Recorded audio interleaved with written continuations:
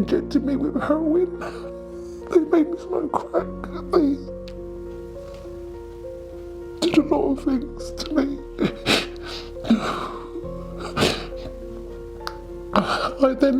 This went on for about 3 years if I remember. Because I was so drugged up. I remember bits and pieces, but I don't remember everything that happened. I just know that there was groups of men that came into that house. And some I don't want to talk about, it's too graphic, but there was 3 on me. I can't.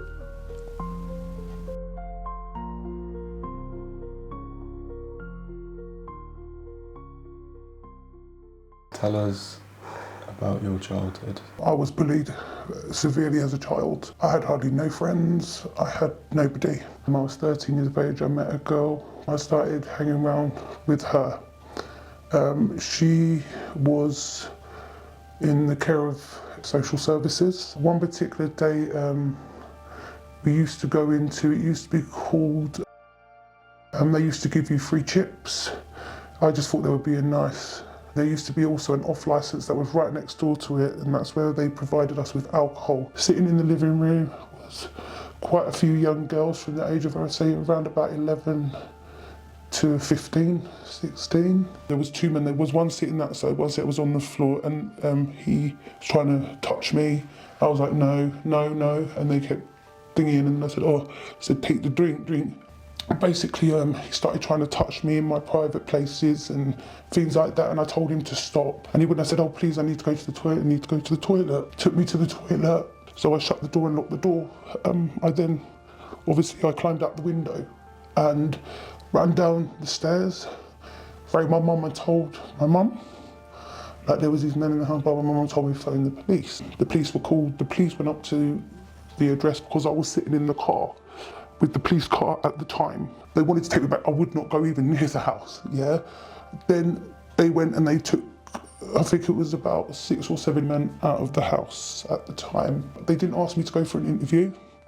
They just took me back home. People knew about it in the area, like especially the young girls. You don't think that they had ulterior motives. It's only recently in the last, since all this stuff has come out, I've realised that I was groomed, but then they made it feel normal.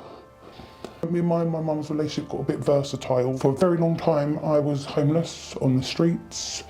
I slept in doorways. I slept in parks. By myself, I was assaulted. I even slept outside the doorway of the council. Over this period, I didn't even go to school because I couldn't, because I had nowhere to go. When I was 15, I met back up with, she took me to a house. Men came and gone, she locked me in the bathroom. Nothing happened at first, and then one day I just felt really funny. I woke up and there was 2 men in the room. I kept blacking out, and then they injected me with heroin. They made me smoke crack. I remember bits and pieces, but I don't remember everything that happened. I just know that there was groups of men. When the police they took me to hospital. The police picked me up. It was like fight or flight at that point. I thought I was being attacked. So basically I attacked the police officer. I got in contact with my mum. I think I just turned 18. My mum's heart sunk when she saw me. Even when I went into the hospital, I didn't talk about it at first because who would believe me? I was lucky because I got out the window, but I believe they would have raped me then because the amount of men that was in there and they were taking turns on them girls. Like, it was, to me, it was like them girls thought it was normal. Why I haven't reported it is because I haven't been believed in the past.